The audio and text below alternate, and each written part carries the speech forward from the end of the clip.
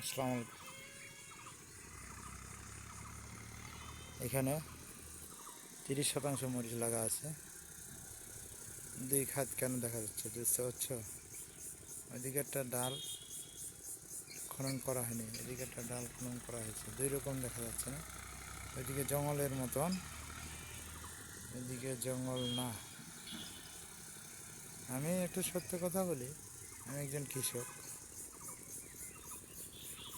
সরকারের মানবিক দৃষ্টিতে আমি বলবো, অনুরোধ করে মিনি কলেস্ট্রল যদি দেয়, যে মরিচগুলো 10 টাকা কেজি যখন হয় ফেলে দিতে হয়, তখন যদি রাখার ব্যবস্থা করে দেয়, তাহলে এই 500 টাকা 1000 টাকা কেজি মরিচ লাগার বাংলাদেশে কোনো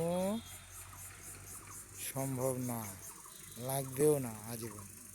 নির্ধারিত রসুন পেঁয়াজের মতন, নির্ধারিত ওই আলুর মতন নির্ধারিত একটা রেট থাকবে।